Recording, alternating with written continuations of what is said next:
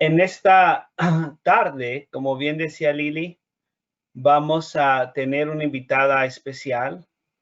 Ella se llama Dora, quien va a compartir con nosotros ah, un pequeño temita, pero que es muy extenso también a la vez, sobre, es parte de este tema, el último tema, sobre el cuerpo, la espiritualidad.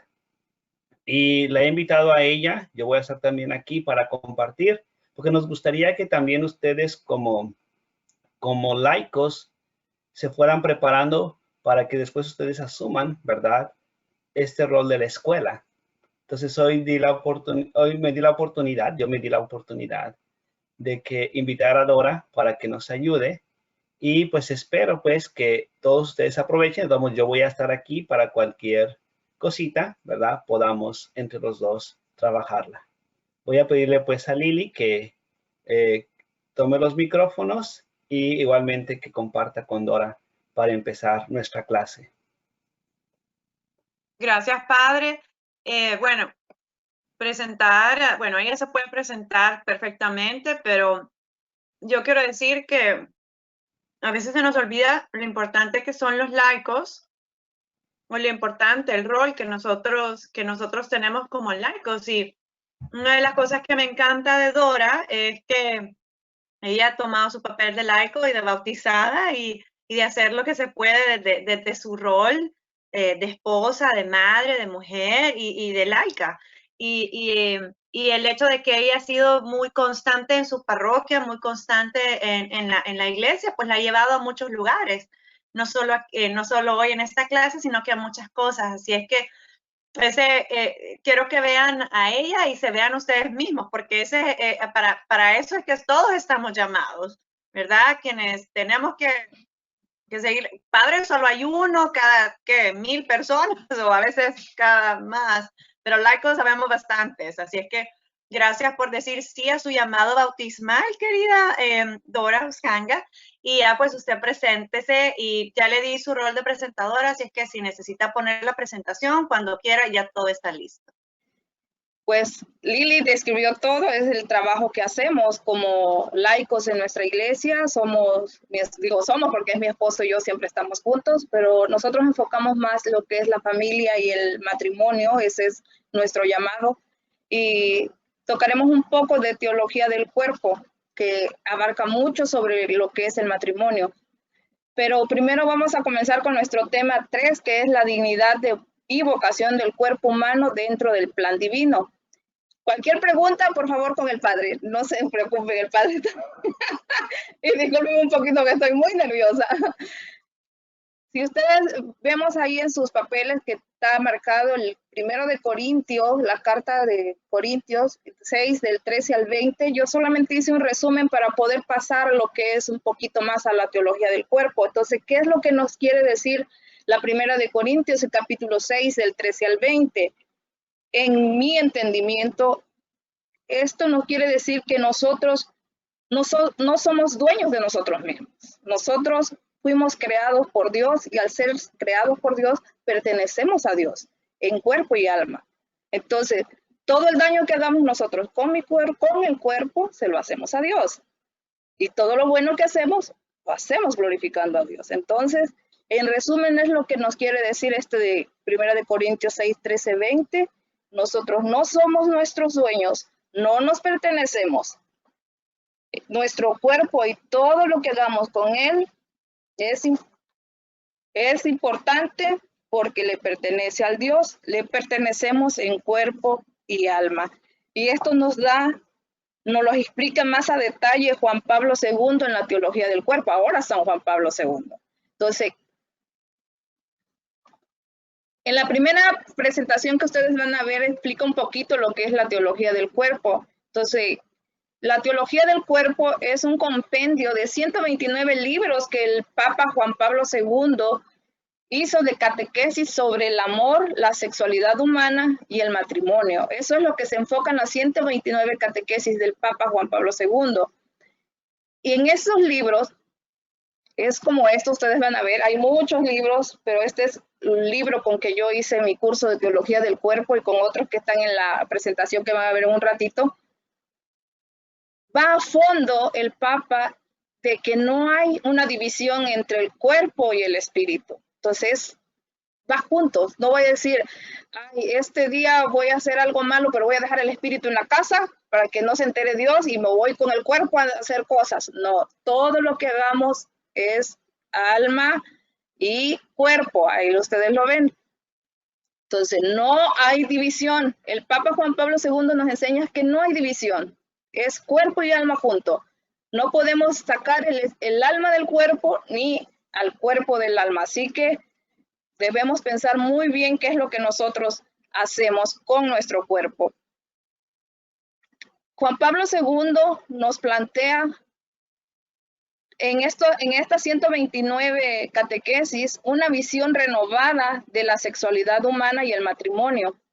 Y aún más nos da una visión renovada del hombre y de la mujer como imagen de Dios. Imagínense, como imagen de Dios, y a veces se nos olvida eso. Y por implicación nos da una visión renovada de la doctrina católica completa. Mediante el matrimonio y el amor conyugal, el Papa nos plantea un redescubrimiento de quién es Dios, quién es Cristo, qué es la Iglesia y quiénes somos nosotros mismos. Eso es lo que nos enseña el Papa Juan Pablo II en la teología del cuerpo. Es algo tan profundo, es igual como dijo el padre Víctor, es tan amplio, todos estos temas son bien amplios y hay que retomar lo más importante, se puede decir entre comillas, para poder explicarlo.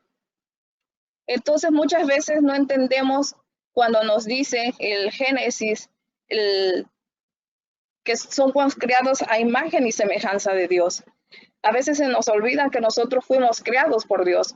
Entonces, ¿qué es lo que significa haber sido creados a imagen y semejanza de Dios? El hombre y la mujer es imagen y semejanza de Dios. ¿Por qué? Porque sabe amar como Dios sabe amar. Porque puede pensar y hace el uso de la razón. Nos distinguimos de todos los animales que creó Dios. Somos seres pensantes y seres con juicio, porque podemos decidir entre lo bueno y lo malo. Así que nosotros fuimos creados a imagen y semejanza de Dios, porque sabemos amar como Dios, sabemos pensar y podemos decidir. En el origen, la humanidad fue creada en justicia y perfecta inocencia. Es un reflejo de la santidad de Dios. Pero ya saben, con lo que hizo Adán y Eva en el paraíso fue que se rompió toda esa inocencia y es cuando nosotros ya pasamos ahora con lo nuevo, con el pecado. Así que nosotros al principio fuimos creados idénticos a Dios, después el pecado corrompió el cuerpo y el alma y pasamos a lo que somos ahora. Pero a esta fue la creación de nosotros a semejanza, imagen de Dios. Padre, ¿voy bien o quiere usted agregar algo? No, va muy bien, muy bien. Lili, ¿puede pasar la otra, por favor?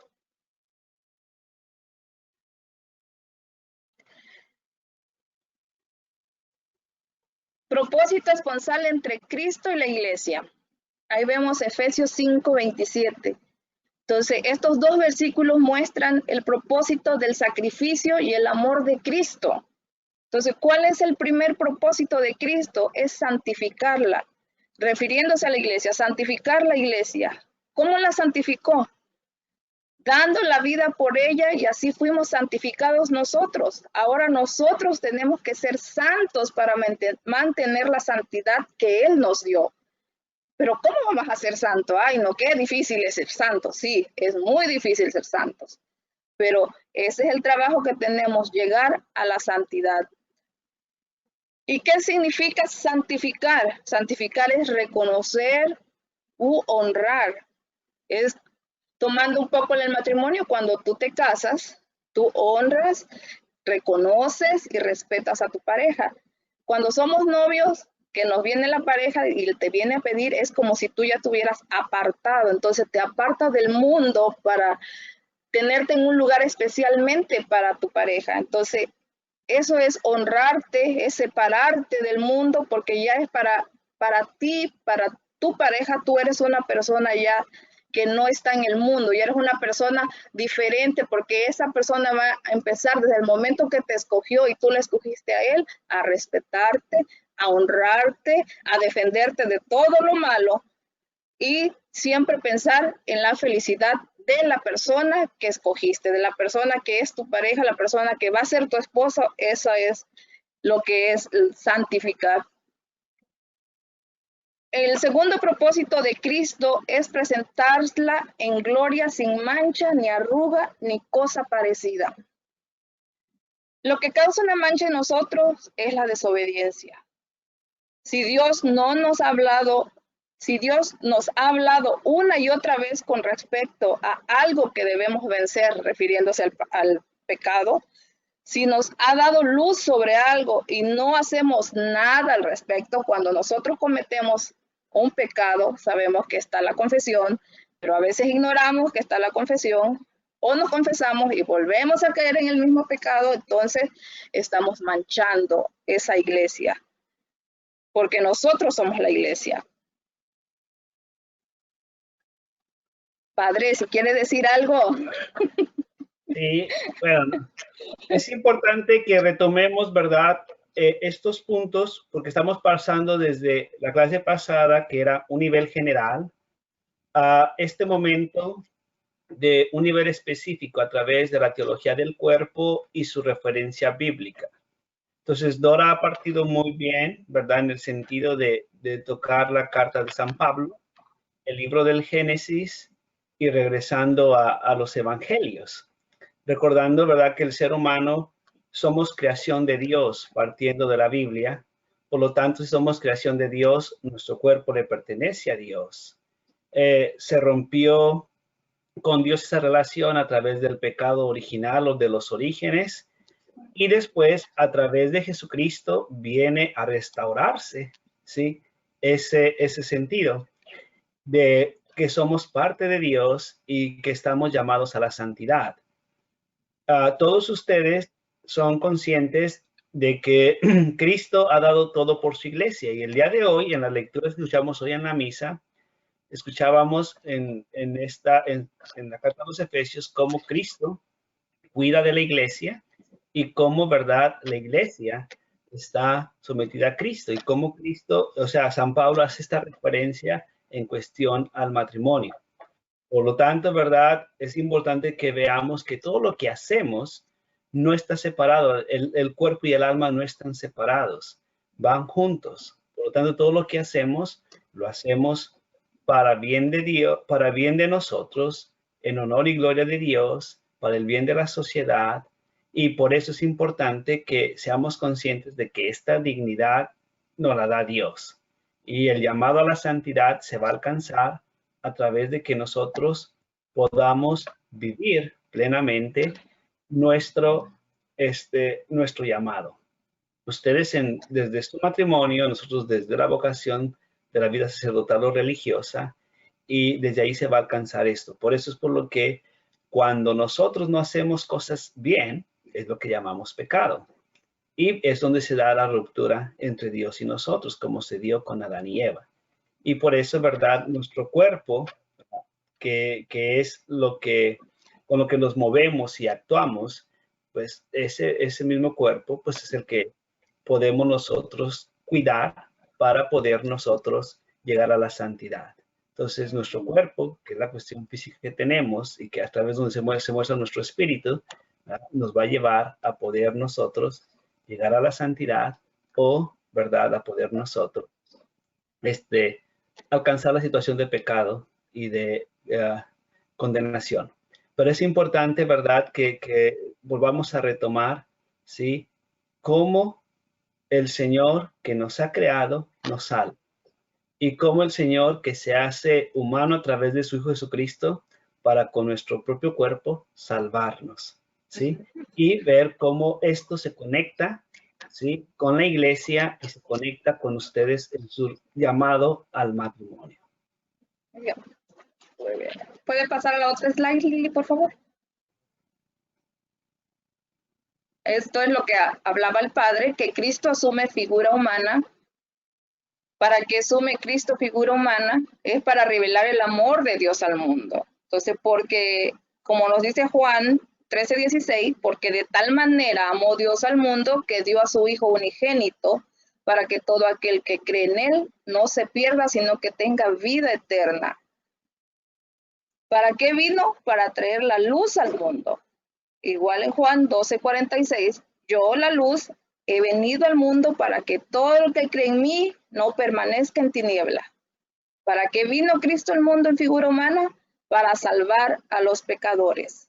En primera de Timoteo 1:15, palabra fiel y digna de ser aceptada por todos. Cristo Jesús vino al mundo para salvar a los pecadores, entre los cuales yo soy el primero.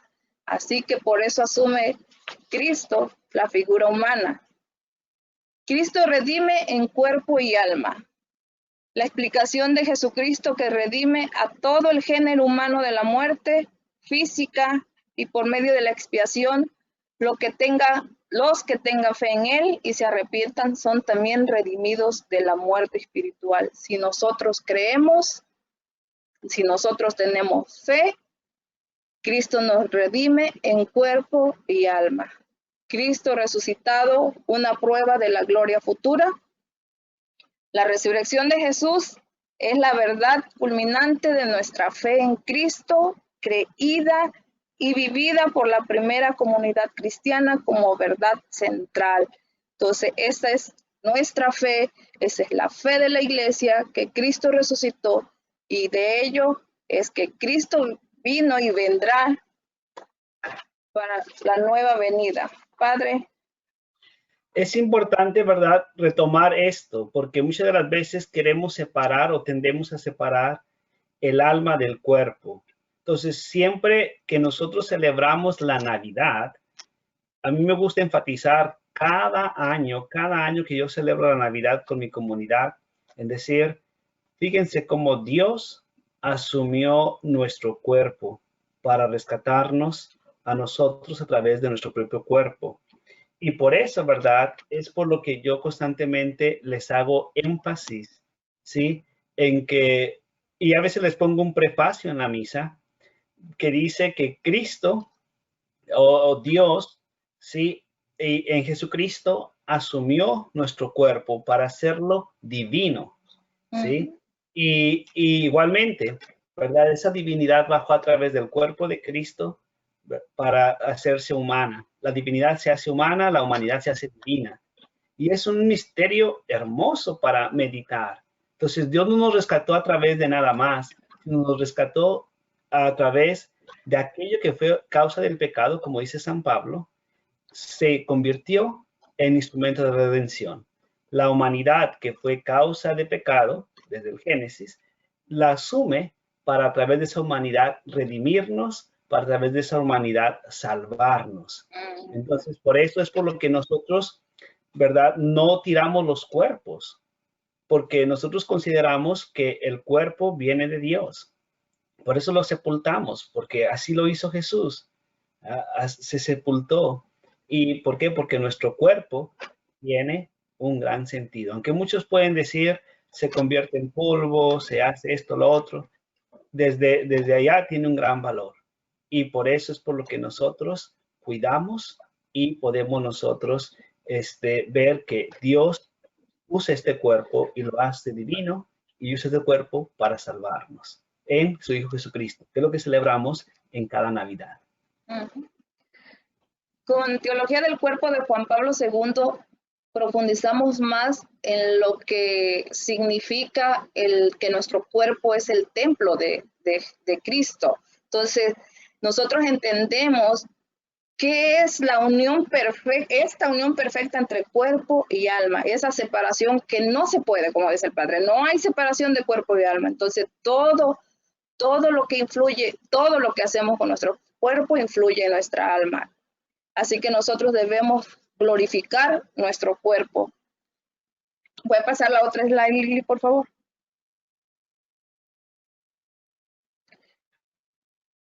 Recuerda que estamos en viendo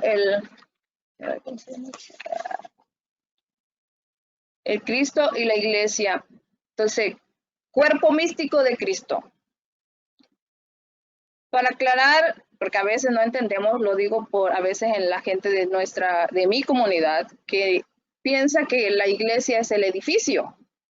Y no, la iglesia es cada uno de nosotros. La iglesia es cada feligrés, cada persona es la iglesia. Y a veces dicen, no, es que yo voy a la iglesia. No, tú eres la iglesia. Yo soy la iglesia. Todos somos la iglesia del Señor, como dice Así que nosotros debemos enseñarle a los demás que la iglesia es cada uno de nosotros. La iglesia es el cuerpo de Cristo. La iglesia es más que solamente un gran número de personas redimidas. La Biblia dice que la iglesia es el cuerpo de Cristo. Dios no solo ha llamado del género pecaminoso de Adán a un pueblo para su nombre, sino que lo ha unido un cuerpo espiritual, el cuerpo de Cristo, hablando de creyentes. Y la Biblia nos dice, el humano, quien Dios creó, mujer y hombre, lleva la imagen divina imprimida en su cuerpo. Desde el principio, el hombre y la mujer constituyen dos diferentes maneras en las que el humano es un cuerpo en la unidad de esa imagen. Es lo que hemos venido hablando el Padre y yo, que no hay separación. No hay separación. Cuerpo y alma. El Espíritu Santo es el alma de la iglesia y a través del cual Cristo sigue viviendo y habitando en el mundo. Padre, ¿quiere agregar algo aquí? Sí, es importante, ¿verdad?, que retomemos esta figura de la iglesia, ¿verdad?, que nosotros hacemos esta iglesia, las personas. Y es importante porque, y yo le digo, a veces como sacerdote y como párroco de una comunidad, a mí se me hace bien difícil hacerlo. Es una misión y un llamado bien difícil.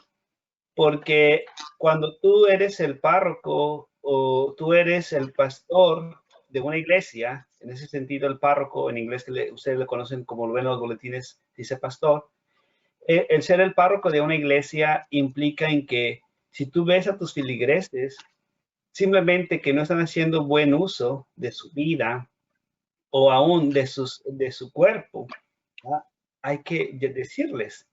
Por ejemplo, uno de los males usos, sí, que como iglesia a veces tenemos, ustedes trabajan demasiado, no hay tiempo para el descanso.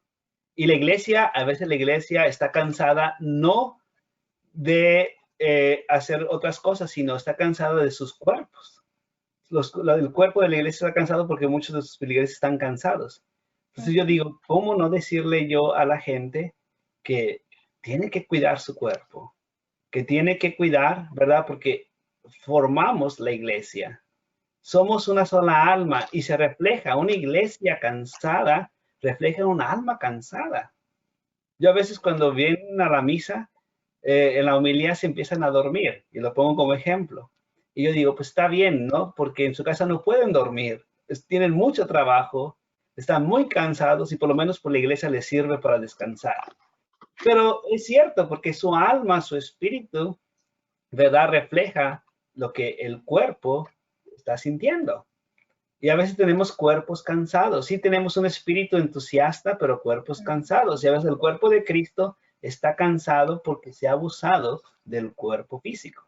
Entonces, simplemente ver una iglesia, una comunidad de fieles con un entusiasmo, es porque se está haciendo buen uso, ¿verdad?, de los elementos que tiene.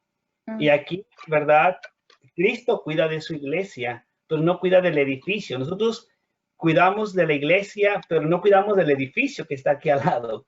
Queremos cuidar de ustedes, Ustedes son la iglesia, ustedes son el cuerpo de Cristo, ¿sí? Y ustedes son la parte visible de Jesucristo. Nosotros somos parte de, ¿verdad? Pero yo no vine aquí a cuidar el edificio que está aquí al lado. Ni vine desde tan lejos para estar. Vine a cuidar esos cuerpos, ¿verdad?, que forman parte de la iglesia, que son muchos, y a quien tenemos que ayudar a unirlo, ¿verdad?, y a vivir en el Espíritu de Cristo. Yeah. Cuando nosotros comprendamos que nuestro cuerpo es un templo físico de Dios, nos daremos cuenta de que es un sacrilegio dejar que entre en él cualquier cosa que pueda profanarlo. A veces nosotros no entendemos la gravedad de esas palabras, a veces pasamos por alto todo eso, al ratito se nos olvidó o ya pedimos perdón, pero volvemos a caer en el pecado. Entonces nosotros debemos valorar nuestro cuerpo no por la salud, sino por lo que contiene dentro nuestro cuerpo, que es donde está el Espíritu de Dios. Entonces, vemos el C, que es el cuerpo, es la parte visible del compuesto humano. El Espíritu recibió un cuerpo y llegó a ser un alma viviente para pasar por la vida terrenal. Las pruebas y desafíos que este conlleva. Parte de esta prueba consiste en determinar si el espíritu puede llegar a dominar los apetitos del cuerpo en el que mora. El espíritu y el cuerpo al juntarse se convierten en un alma viviente de valor supremo. El espíritu y el cuerpo son el alma del hombre. Ambos tienen gran importancia. El cuerpo físico es una magnífica creación de Dios. Si ustedes han visto, no sé, toman en los libros han visto solamente una molécula de lo que ustedes quieren, vamos a tomar una de sangre, ustedes verán que hay en esa partícula que ustedes toman de sangre, hay tantas cosas que a veces ni los mismos científicos llegan a explicarse lo que contienen. ¿Por qué?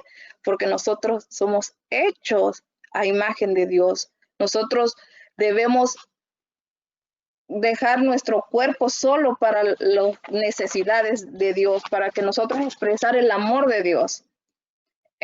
Lili, puede quitarle esto porque ya no hay slide, voy a hablar sobre la sexualidad. Padre, si quiere decir algo sobre esto. No, pues simplemente, ¿verdad? La invitación que hacemos en esta clase es a que ustedes cuiden, ¿verdad? De sus cuerpos. Son bien importantes que ustedes cuiden de su cuerpo, que no abusen de él, que cualquier situación que se presente, ya sea de vicios, porque los vicios son en todos los casos, en cuestión de la comida, en cuestión de la bebida, en cuestión de las drogas, en cuestión del trabajo, en cuestión de muchas cosas, nosotros a veces no cuidamos nuestro cuerpo. Y sin embargo, si no lo cuidamos, no estamos valorando esta creación de Dios. Por eso es importante que hagamos conciencia, hagamos reflexión y por lo menos podamos pensar en cómo yo estoy usando este cuerpo que Dios me dio, cómo lo estoy cuidando y cómo lo estoy utilizando. Si es para bien de Dios, para el bien de la iglesia doméstica, mi familia, de la iglesia universal, y a través de él alcanzo la salvación. Entonces, parte de nuestro cuerpo está la sexualidad, que es el tema que vamos a tocar. Y que si no se hace un buen uso de la sexualidad, entonces estamos dañando nuestro cuerpo. Pero ese es un pedacito que incluye, ¿verdad? Nuestro cuerpo, que es alma, que es alma y espíritu, ¿verdad? Que es algo material y que dentro de este material tenemos la sexualidad. Entonces, por eso tenemos que tocar este punto para que comprendamos que nuestro cuerpo es una gran creación de Dios y engloba varias partes. La sexualidad abarca a la persona en su totalidad. Pero, ¿qué es la sexualidad? Entendemos la sexualidad como el conjunto de aspectos que abarcan toda la persona humana, en la unidad de su cuerpo, de su mente, y que la configuran como hombre o como mujer. La sexualidad es la expresión de la totalidad de la persona con maneras determinadas de sentir, amar y reaccionar que tanto en el hombre como en la mujer son distintas y complementarias. Hombres y mujeres somos distintos. Hombres y mujeres sentimos distintos. Somos distintos no tan solo del cuerpo, sino en la forma de sentir somos totalmente diferentes, muy diferentes. El hombre en su sexualidad es más visual, la mujer su sexualidad es más al tacto, así que hablando en lo físico. Entonces, ¿Qué diferencia entre hombre y mujer? ¿Qué es el sexo? Es lo que lo define como hombre y mujer, los genitales específicamente, el sexo masculino, sexo femenino. Ese es el sexo. La sexualidad, como decíamos arriba, abarca todo lo que es el cuerpo y alma. Es una entrega total de cuerpo y alma. Por eso la sexualidad solamente la iglesia lo aprueba, y yo creo que todo debería de ser así, en todas partes, que solamente sea una entrega mutua de esposo y esposa, porque es una entrega total de cuerpo y alma, que nadie más debe tener, más que tu esposo, más que tu esposa, nada más. La diferencia física, aparte de lo obvio de los genitales, el cerebro, el hombre lo tiene más grande que la mujer, pero con espacios más blancos, que eso quiere decir que es un poquito, según la ciencia, no se me ofenda, menos inteligente que la mujer. En la inteligencia, yo no busqué en la ciencia, la mujer tiene más capacidad para hacer múltiples cosas. Los hombres se enfocan más en una o dos. Eso es lo máximo que pueden hacer los hombres al mismo tiempo. Las mujeres podemos hacer muchas cosas al mismo tiempo. Y esa es la capacidad que tiene la mujer con el cerebro. Las partes grises que le faltan al hombre está lleno con las capacidades para hacer varias cosas al mismo tiempo. Y el cerebro de la mujer es más denso que el del hombre. Esa es la diferencia física. Eso nada más fue, aparte de lo que es obvio de hombre y mujer, es el cerebro. Entonces, en diferencia biológica, el hombre produce la hormona de testosterona y la mujer del estrógeno. Y por esta razón, cada uno desarrolla características diferentes. Y genéticamente poseemos diferentes cromosomas, el hombre XY y la mujer XX. Y por si no lo sabían, el hombre es el quien da el sexo a los bebés. Así que si su pareja les dice, yo quiero tener un varón y tienen puras niñas, él es el que le da el sexo a los bebés. Así que no peleen, caballeros, el hombre es el que le da el sexo a los bebés. Las diferencias psicológicas entre el hombre y la mujer: el hombre es más práctico y lógico. El hombre le gustan hacer las cosas, sí, lo voy a hacer y ya. Y cómo lo quieres y así te lo va a hacer. No va a estar pensándolo tanto. Sin embargo, nosotros las mujeres somos muy sentimentales, a veces somos sociales. Y es la diferencia, el hombre es menos social, menos sentimental. El hombre es práctico y lógico. Poseemos distintos circuitos cerebrales. El hombre desarrolla mejor los circuitos que están ligados a las zonas cerebrales destinadas a la agresividad. En cambio, la mujer desarrolla mejores aquellos destinados a las zonas de la sociabilidad y para escuchar. Y otra cosa, las mujeres sentimos diferente el dolor a los hombres, ya que nuestro cuerpo fue preparado para dar a luz. Es otra magnífica creación del Señor, que nuestro cuerpo fue diseñado para soportar los dolores del parto. Y todo cuando es un parto natural, las mujeres, las que están escuchando las clases, sabemos la extensión que tiene nuestro cuerpo a la hora de dar a luz, y cómo en esos 40 días que la mujer da a luz, el reposo, como todo vuelve a acomodarse cada órgano en su parte, porque cuando estamos embarazadas todos los órganos suben, el bebé se acomoda, y cuando da luz se abre todo el canal de parto, 10 centímetros, 11 centímetros, sale el bebé. En los 40 días, por eso es importantísimo, los 40 días, todos los órganos, cada órgano que estaba arriba vuelve a bajar, a acomodarse, por eso las mujeres quedamos muy inflamadas. Y en esos 40 días baja la inflamación, se acomodan los órganos y volvemos a quedar como estábamos antes de embarazarnos. Todo bien acomodado como estaba. Dios no se equivoca. La creación magnífica que hace con las mujeres. Las características biológicas, físicas, psicológicas también influyen a la hora de establecer las relaciones entre hombre y mujer.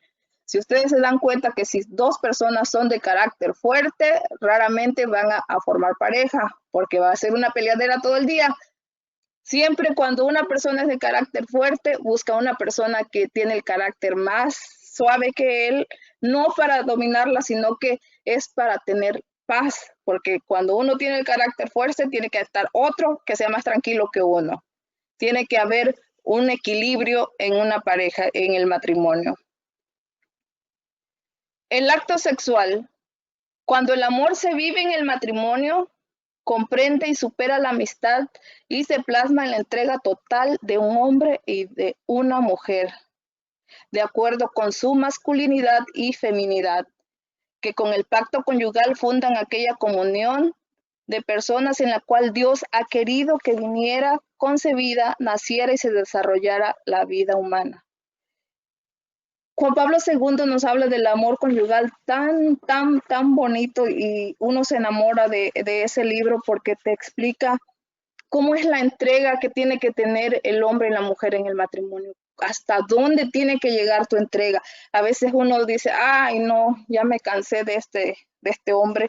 Y cuando tú comienzas, o de esta mujer, para que no se enojen, comienza a estudiar lo que nos dice Juan Pablo II, uno se llega a redescubrir como una persona que tú no sabías que era, o que tú no sabías qué es lo que tú podías dar en este matrimonio. Cuando tú escuchas lo que Juan Pablo te escribe, ves a tu esposo o tu esposa como una persona que fue escogida para ti, que Dios te la puso a ti ahí, y que junto con él trabajan para llegar a la santidad en el matrimonio. Es una entrega tanto carnal, corporal, pero una entrega espiritual, una entrega de amor mutuo de Dios con nosotros.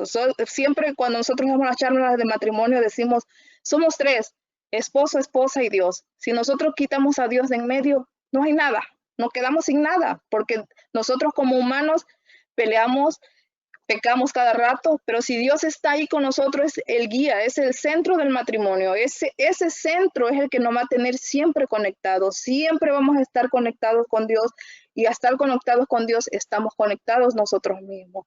Así que es algo tan bonito que nosotros debemos aprender en el matrimonio, que hacer una entrega total, cuerpo y alma. Padre, si quiere agregar algo.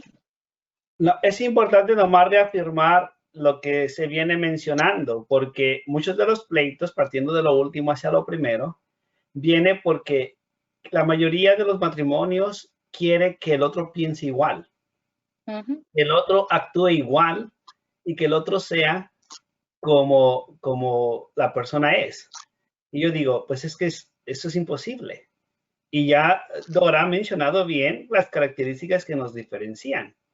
Entonces, realmente, si nosotros queremos que alguien piense como yo, pues no va a poder. O sea, necesita, ¿verdad?, que esa persona simplemente diga sí, sí, sí, pero nunca va a poder pensar como un hombre y una mujer. No van a poder pensar igual. Somos diferentes.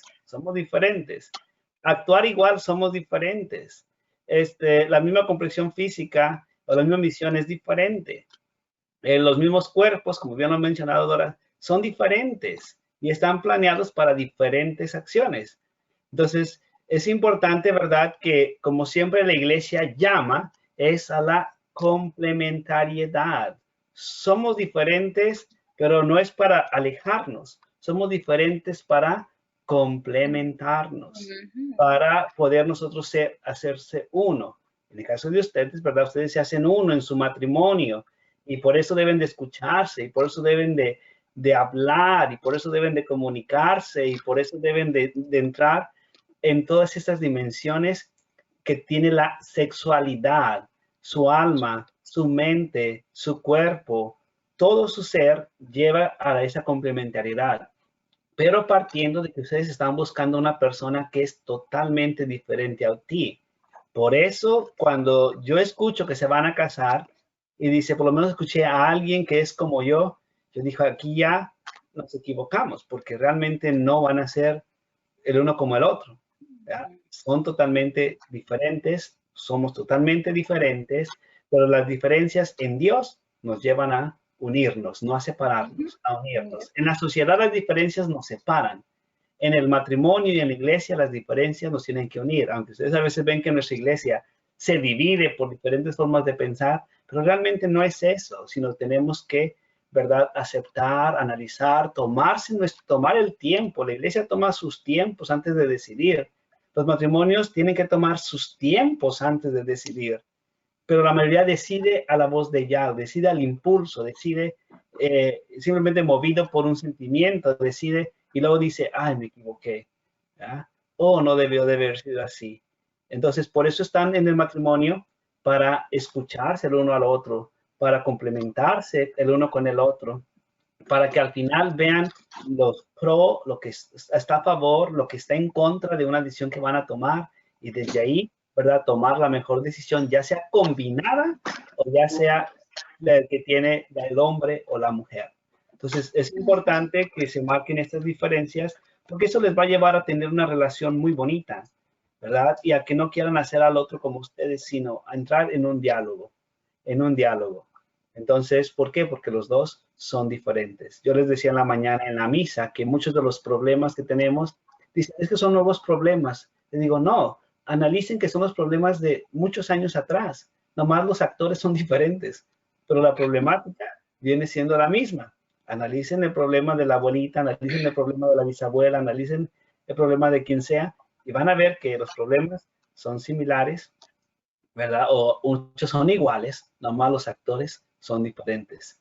Entonces, por eso es importante que podamos ver. La sexualidad no es algo que los separe, es algo que los lleva a unirse en su matrimonio y hacerse uno en esa diferencia. Por eso siempre que hablamos de la Trinidad, hablamos, y lo vamos a ver en las próximas clases, hablamos de un Dios que es diferente, que es diverso, ¿verdad?, pero que a la vez se complementa. Y eso sirve muy bien para el matrimonio, ¿verdad? Papá, mamá, hijos totalmente diferentes, pero a la vez que se complementan. En las pláticas de matrimonio siempre les decimos que muchos dicen, no, 50 y 50 y hacemos el 100. No, 100 y 100, porque los otros 50, ¿dónde se van? Entonces son 100% de entrega el hombre, 100% de entrega la mujer. No hay más. No puedes dar 50 porque el otro 50 que te resta lo dispersaste en otras cosas que no deben de ser. No, 100% mujer, 100% hombre. Aquí no hay 50-50. Aquí es la totalidad para los dos. Tocaste es un punto importante, Dora, porque eso es cierto. La gran mayoría quiere dar 50% al matrimonio. Y pues sí es cierto, la pregunta, ¿dónde vas a invertir los otros 50? Si no, vas a acumular un montón, ¿verdad? Y por eso después andamos haciendo otras cosas. Entonces, realmente es el matrimonio. Yo les decía el domingo en la homilía que yo no concibo, ¿verdad?, un amor que un hombre diga, yo amo a esta mujer y amo a mi familia, y se guarde, y lo voy a poner a nivel físico, la mitad del cheque para él. Aquí está la mitad para ti y la mitad para mí. Digo, yo no concibo eso. ¿Por qué? Porque realmente, ¿verdad?, si yo amo a esta familia, yo confío totalmente en ella. Y aquí está a mi mujer. Yo no concibo una mujer que diga, pues me voy a ir a comprar pinturitas y vestiditos y no me importa si hay comida o si se pagó la luz o no.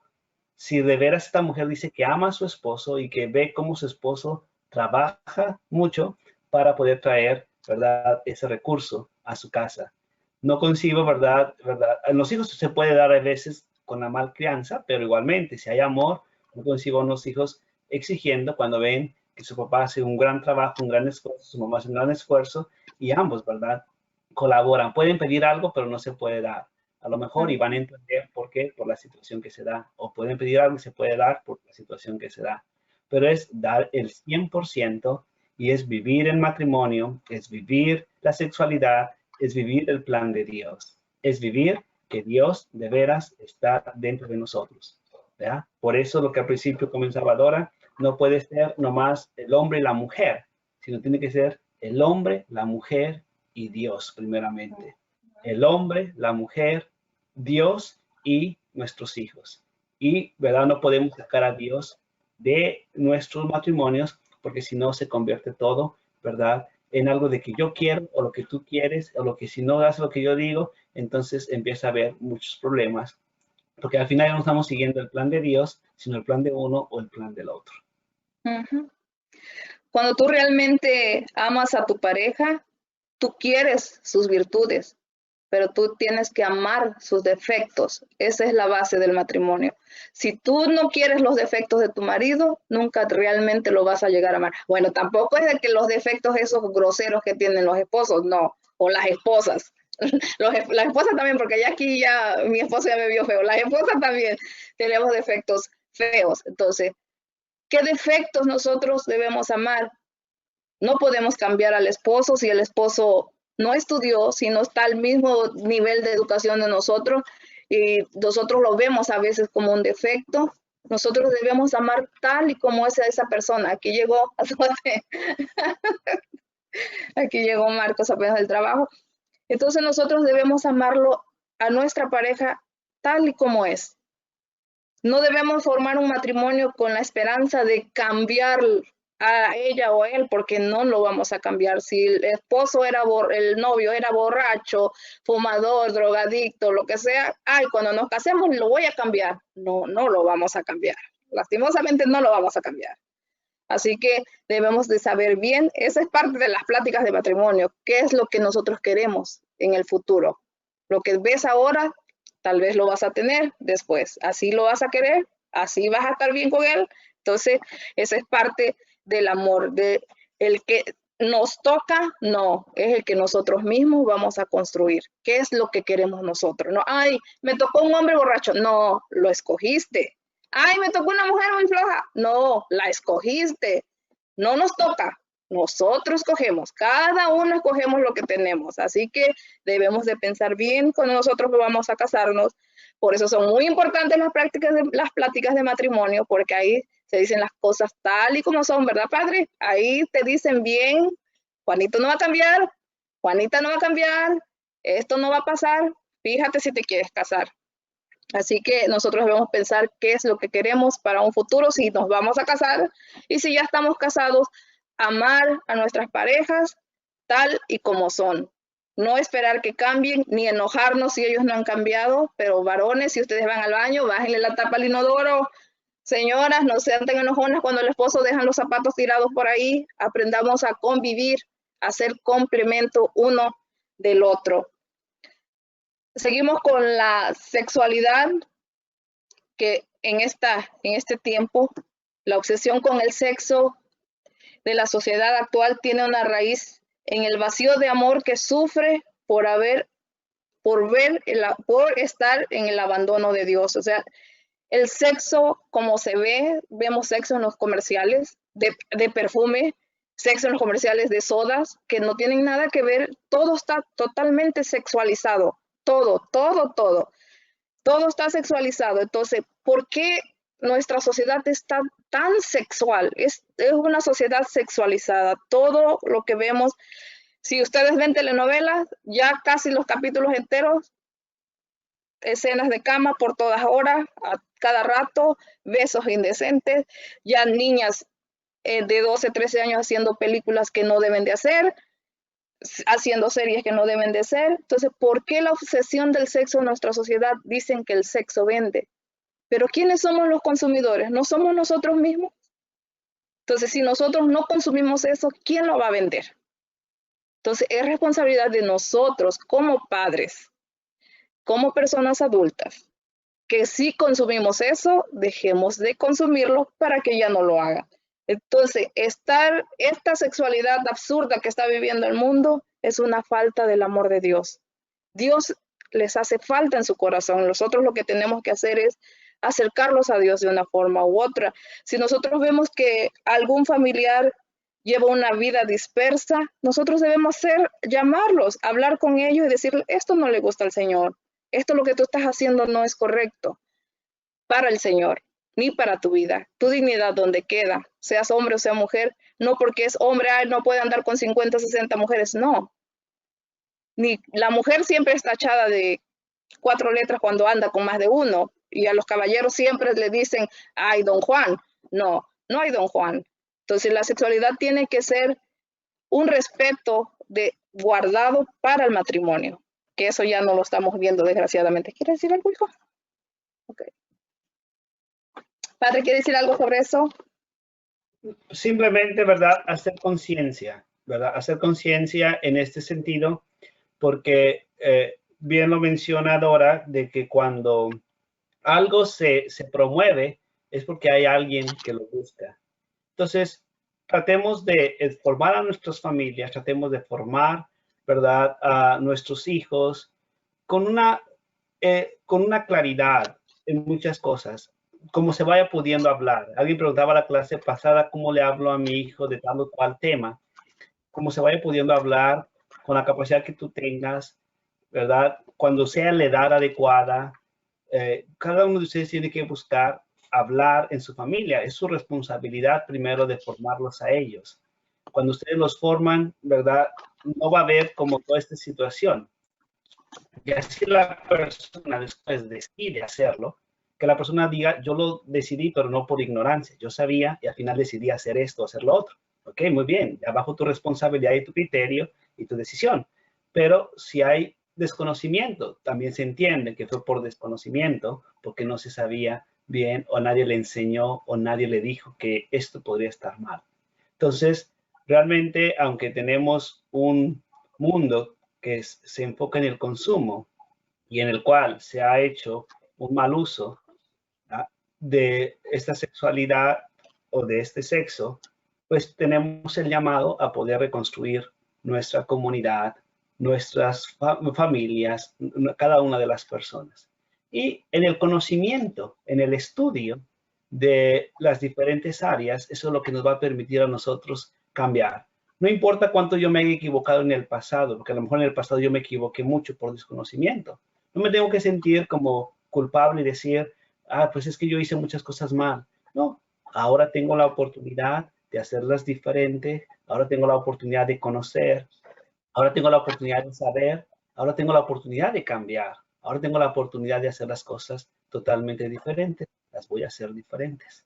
Voy a dedicarle un tiempecito para conocer y a veces se puede aplicar, a veces no, pero también tomar los tiempos de Dios para poder ir aplicando cada una de estos aprendizajes.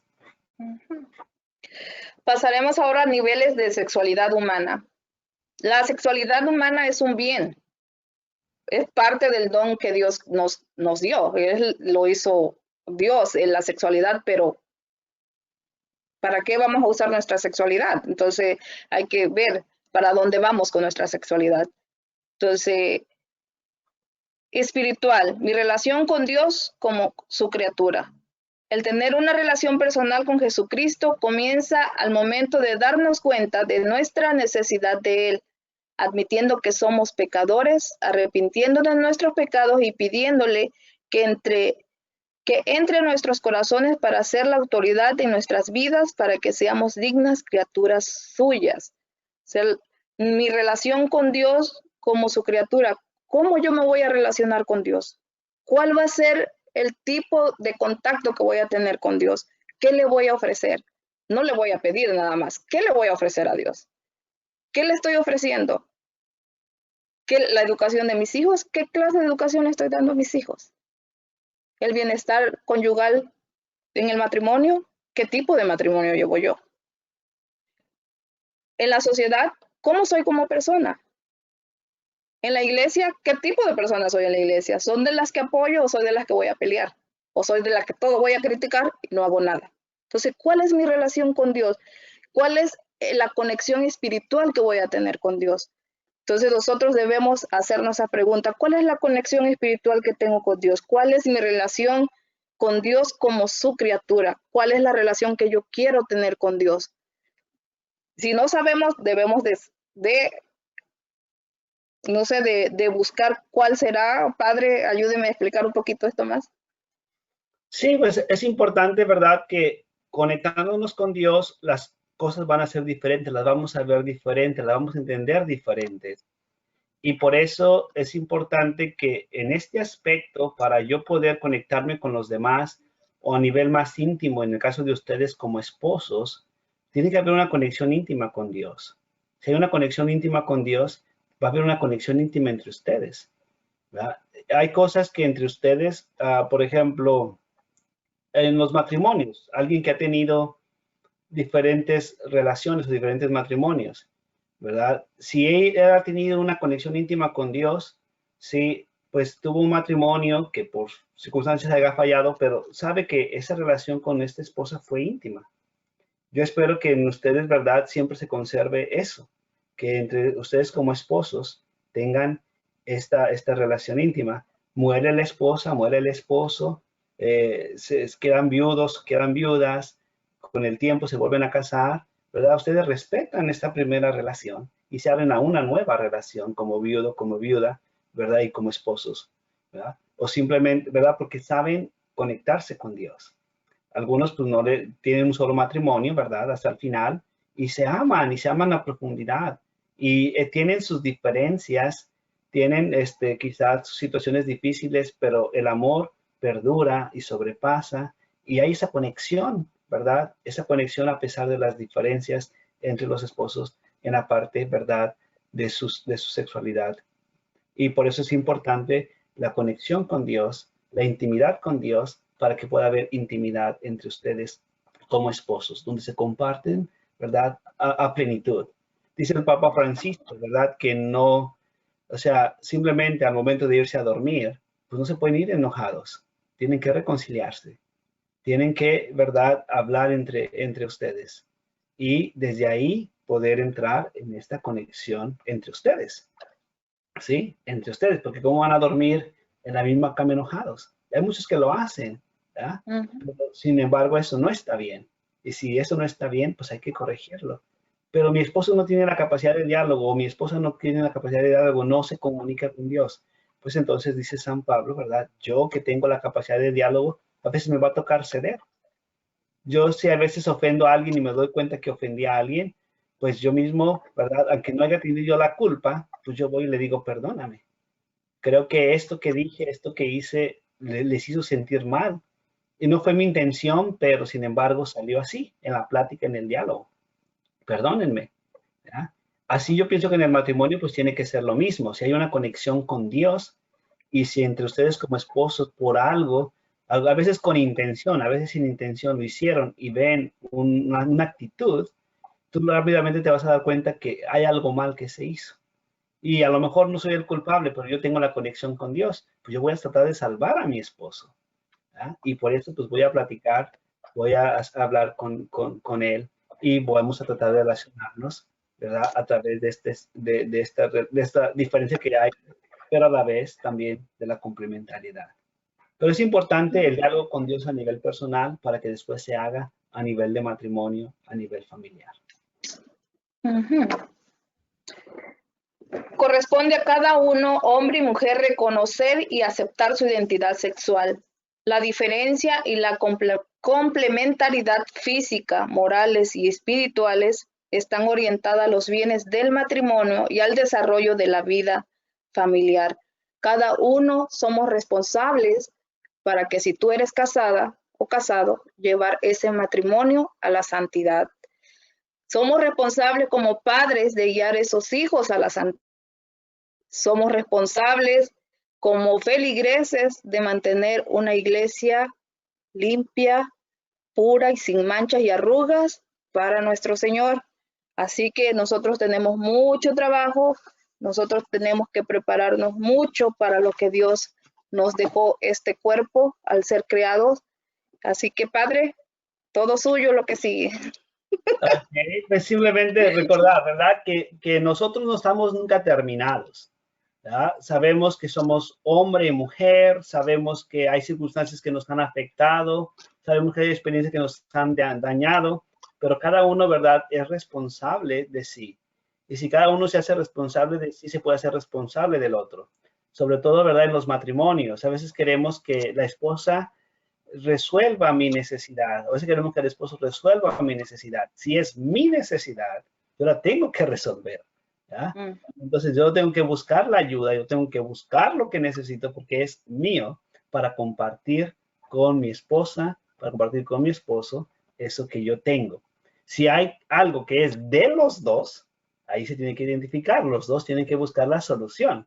Pero si es algo personal, yo no le puedo echar la culpa, ¿verdad? Si es algo que tiene que ver con mi sexo, de ser hombre, de ser mujer, ¿verdad? Eso tiene que hacerlo la persona, trabajar la persona a nivel personal, pero no llevar y decir, todo el mundo es culpable, menos yo.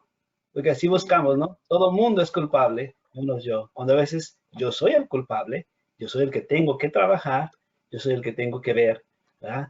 Como hombre, ¿verdad? Yo soy así, así, así, así. A veces decimos, así soy y nadie y nada me va a cambiar. A veces no es cierto, ¿verdad? Podemos ser diferentes. Yo siempre le digo, también los hombres tenemos nuestro corazoncito, también los hombres queremos llorar, también los hombres sentimos, también los hombres podemos decir palabras bonitas, también los hombres podemos, ¿verdad? Hablar sin ofender, pero con lo que es, cuestiones concretas. Y si algo que yo tengo que trabajar, lo tengo que trabajar yo, y la mujer tiene que trabajar lo suyo. Y si, ¿verdad? Es de uno, entonces desde ahí verán que en esa diferencia de sexos se va a hacer y formar nuestra sexualidad y nuestro matrimonio o nuestra familia va a ser totalmente diferente. Entonces, es importante, sí, que veamos que en la actualidad hay consecuencias y peligros que amenazan a la familia el día de hoy. Y nosotros somos conscientes de que la familia dentro de la sociedad se ve amenazada, ¿sí? En sus derechos. Hay retos de la familia en el mundo de hoy. Podemos ver que hay causas específicas que amenazan la institución familiar. ¿Y cuál es la respuesta de la iglesia ante estos peligros contra la familia cristiana? Entonces, es importante primeramente que veamos que hay algunos documentos que la iglesia ha sacado para dar respuesta a estas interrogantes. Los ha sacado en diferentes tiempos, en diferentes momentos. Tenemos el Catecismo de la Iglesia Católica, que todos ustedes ya tienen en su casa, que nos habla acerca de la familia y de manera específica lo que la iglesia piensa. Después es importante, ¿verdad?, que recordemos a San Juan Pablo II, como ya Dora mencionaba algún libro, en su exhortación apostólica Familiaris Consortio, ¿no? Que en el 22 de noviembre de 1981, ¿verdad?, se publica. Tenemos al Papa Francisco, ¿verdad?, que saca la exhortación apostólica posinodal Amoris Laetitia. Todo el mundo la puede ver por aquí en anime. Son las respuestas de la iglesia ante los diferentes desafíos o problemas que la familia encuentra. Entonces vamos a tocar unos aspectos, no todo, sobre este tema y lo que se menciona en estas encíclicas o en el catecismo de la Iglesia Católica. Entonces, es importante decir que hay consecuencias y peligros que amenazan a la familia el día de hoy, ¿sí? Uno de ellos es la familia y sus derechos en la sociedad, ¿tá? La familia cristiana es una comunión de personas, reflejo e imagen de la comunión del Padre, del Hijo y del Espíritu Santo.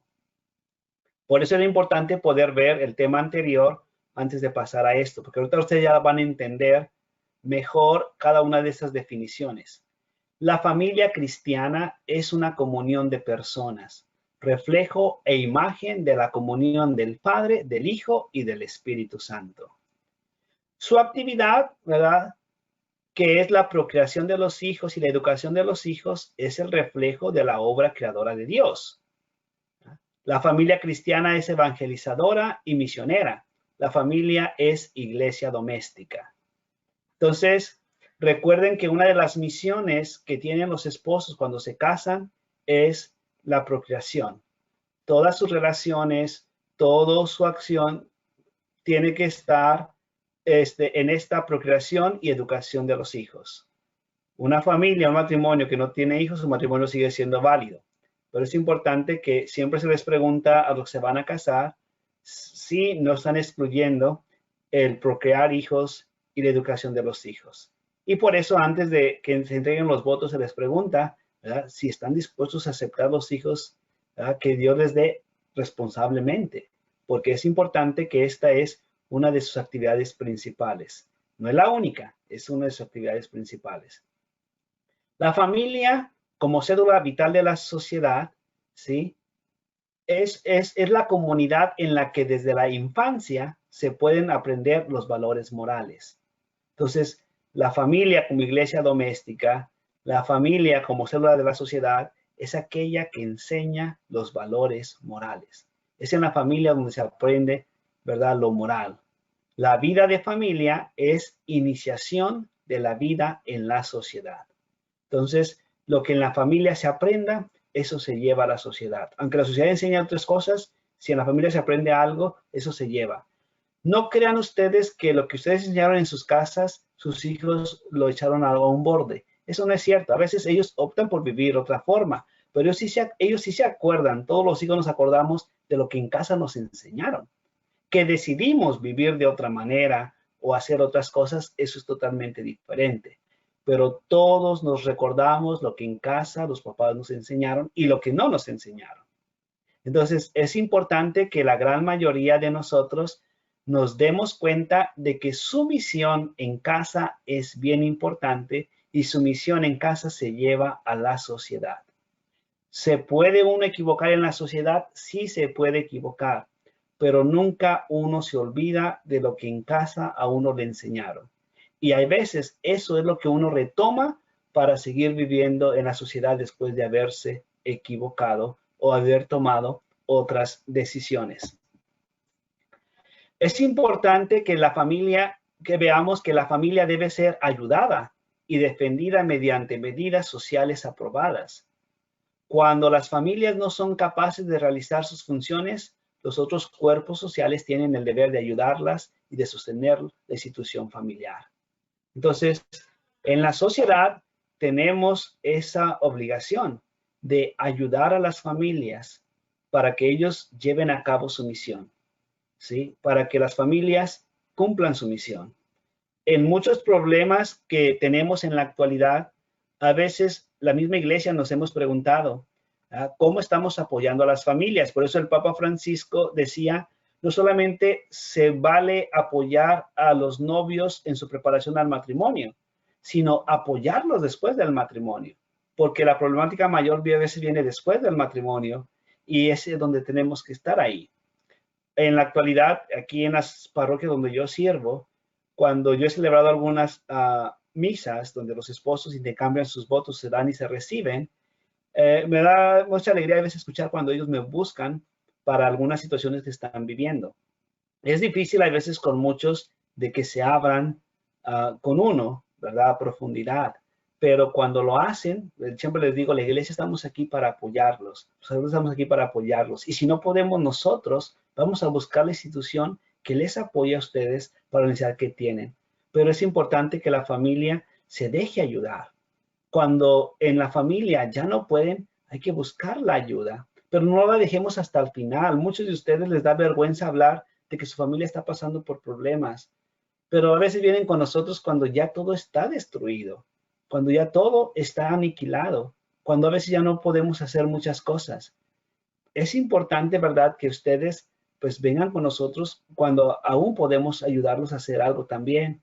Y si no podemos nosotros, buscar la institución que les pueda ayudar a ustedes a solucionar esos problemas que como familia están pasando. Estamos conscientes de que la autoridad civil en cada estado debe reconocer, ¿verdad?, a las familias, debe reconocer a los matrimonios, debe, ¿verdad?, tener esa autoridad, debe de protegerla, debe de fomentarla también y debe de ayudar a que esto se fortalezca cada vez más.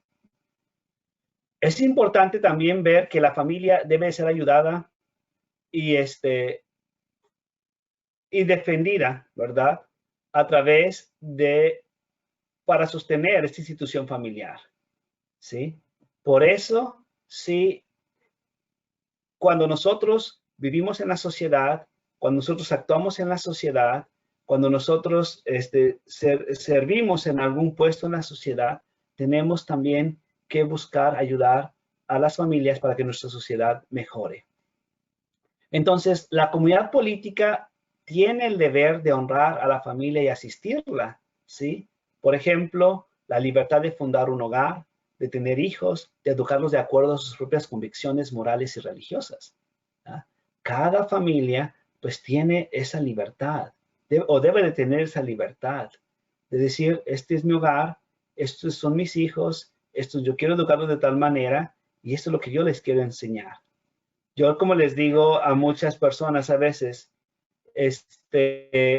muchos dicen, ¿verdad? No, pues hay mi hijo que aprenda después como él pueda acerca de la fe. Le digo, no, o sea, tú eres responsable. Si después tu hijo no la quiere vivir o no la quiere practicar, es su problema, pero que no diga que tú no le enseñaste. Hay muchas familias que han decidido no enseñarles la fe y hay muchas personas que después dicen, me hubiese gustado que desde pequeño yo tuviera esta conexión con Dios. Pero mi mamá decidió así, mi papá decidió así, y se les respeta, pero me hubiese gustado esto. Hay muchos que se les ha enseñado y dicen, pero ¿por qué me enseñaron esto? Yo no hubiese querido esto. Pero simplemente, ¿verdad? Esto que nosotros consideramos bueno, ¿verdad? Debe de ser apoyado.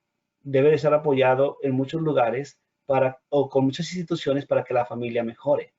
Entonces, es importante siempre trabajar para la protección de la estabilidad y del vínculo conyugal y de la institución familiar. Yo siempre les digo aquí que toda la sociedad, todos somos corresponsables para que haya una estabilidad en los matrimonios. Por eso en las bodas, cuando celebro los matrimonios aquí, les digo a la gente que va a las bodas, ustedes son responsables también de que esto que hoy se está realizando aquí se lleve a buen término, a buen término. Por eso, hombres y mujeres, si ya saben que esta mujer y este hombre se comprometieron, ¿verdad? Vamos a ayudarlos, vamos a estar quizás a veces fuera de sus vidas, ¿verdad? Si algo está pasando entre ellos, hay que buscar un diálogo, una comunicación entre ellos, pero no meternos entre ellos. A veces se ríen mucho si les digo, ¿a poco no hay miles de mujeres allá afuera? ¿Por qué te vas a fijar en la de él? No hay miles de hombres allá afuera, ¿por qué te vas a fijar en el de ella? Ve allá afuera a buscar, allá hay miles. Hay que proteger esta estabilidad, este vínculo conyugal. Y lo repito aquí porque en nuestra diócesis de Savannah sufrimos mucho de eso. Sufrimos mucho de eso.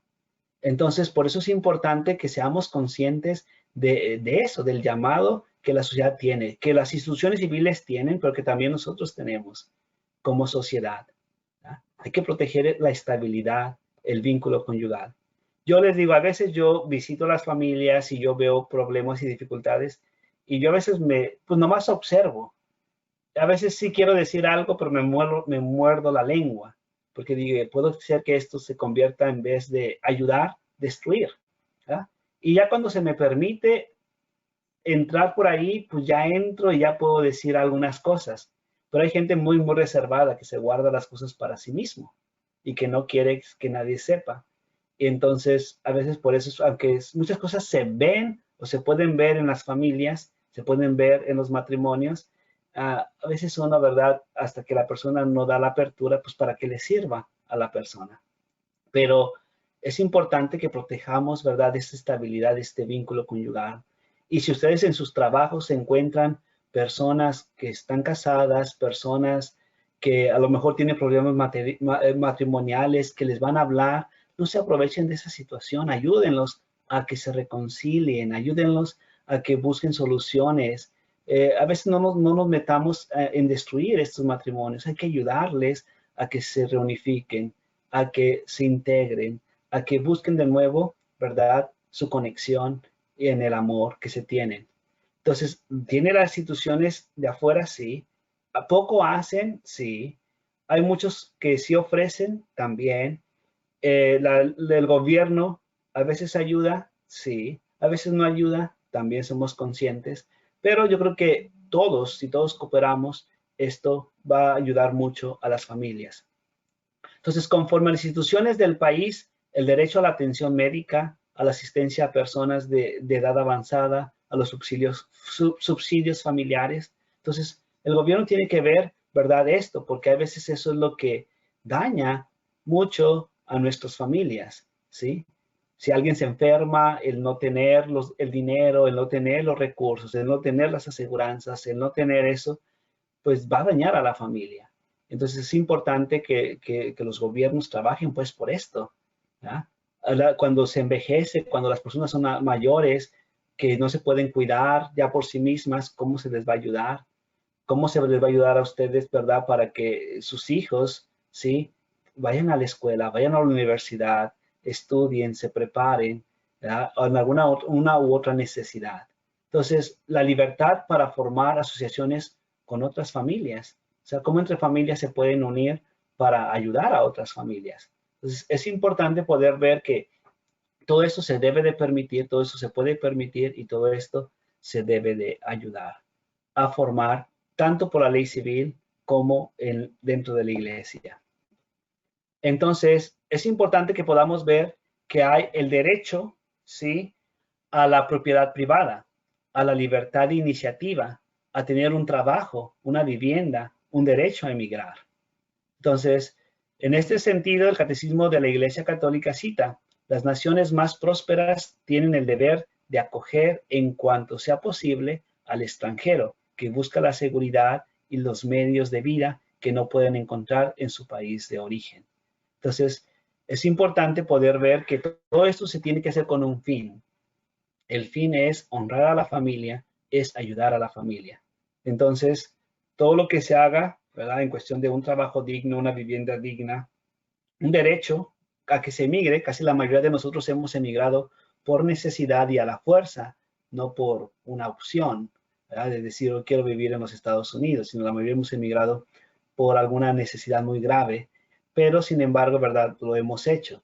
Pero eso no quiere decir que los demás tengan que venir así. Hay que trabajar para que los demás opten y no por necesidad se vean obligados a emigrar, sino que por decisión, ¿verdad? Si yo quiero vivir en tal país, pues yo decido, hago las situaciones que se tengan que hacer, las vueltas que tengan que hacer, pero sin embargo, ¿verdad?, voy a tratar de hacerlo por mi familia. Voy a hacerlo para tener aquello que es básico, que necesitamos para vivir en mi comunidad. Entonces voy a dejarle aquí y aquí partimos, ¿verdad?, después el siguiente martes con